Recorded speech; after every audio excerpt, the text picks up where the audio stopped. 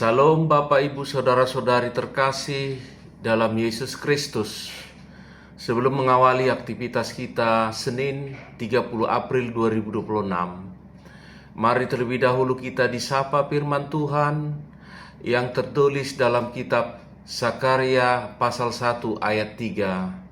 Sebab itu katakanlah kepada mereka, beginilah firman Tuhan semesta alam, kembalilah kepadaku, demikianlah firman Tuhan semesta alam, maka aku pun akan kembali kepadamu, firman Tuhan semesta alam.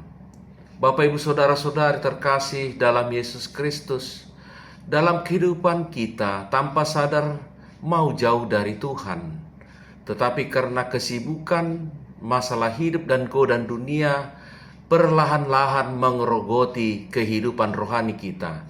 Kita sibuk dengan urusan dunia, tanpa sadar hubungan kita dengan Tuhan semakin jauh.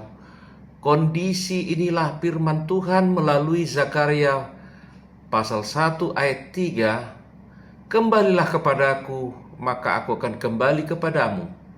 Ini panggilan yang tegas dan penuh kasih dari Tuhan. Kita kembali untuk bertobat seringkali disalahartikan.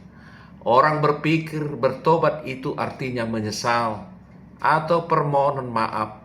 Namun secara mendalam, bertobat berarti perubahan arah hidup dari hidup yang berjalan jauh dari Tuhan menjadi hidup kembali mengarah kepada Tuhan. Dari hidup dikuasai dosa menjadi hidup yang dipimpin oleh kebenaran. Apakah pertobatan kita sudah terlihat dalam perubahan hidup? Ataukah masih hanya sebatas kata-kata? Firman Tuhan menunjukkan bahwa ada tanggung jawab dari kita. Tuhan berfirman, kembalilah kepadaku. Artinya Tuhan memberi kita kesempatan, tetapi kita harus meresponnya. Tuhan tidak memaksa kita, tetapi mengundang kita dengan kasih-Nya. Namun banyak orang ingin menerima berkat Tuhan tanpa mau merubah. Ingin hidup dipulihkan tetapi tidak meninggalkan dosa. Ingin dekat dengan Tuhan tetap memegang hal-hal yang menjauh dari Tuhan Allah. Firman ini menegaskan hubungan dengan Tuhan membutuhkan respon yang nyata dari kita. Ayat ini memberikan harapan luar biasa. Maka aku akan kembali kepadamu. Ini janji Tuhan. Ketika kita mengambil langkah untuk kembali, Tuhan tidak menolak kita, menerima, memulihkan kita, dan membuka jalan baru bagi kita. Perlu dipahami, bukan Tuhan menjauh dari kita, melainkan kitalah menjauh dari Tuhan. Bapak, Ibu, Saudara-saudari terkasih dalam Yesus Kristus, dosa kita biarkan dalam hidup menjadi penghalang. Ketika kita kembali, penghalang itu dihancurkan atau dipulihkan. Dalam hidup modern ini, tetap dekat dengan Tuhan semakin besar. Kita hidup serba cepat, penuh tekanan.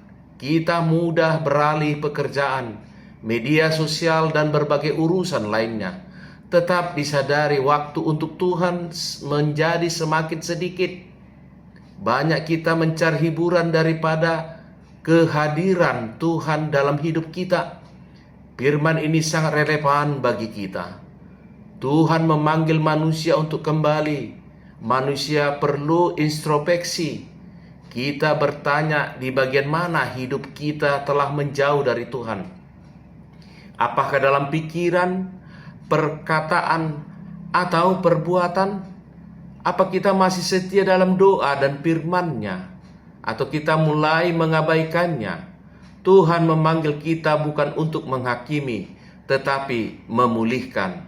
Jangan tunda kembali kepada Tuhan. Sering kita berpikir masih adakah kesempatan? Namun semakin kita menunda, hati kita bisa menjadi semakin keras dan sulit untuk kembali.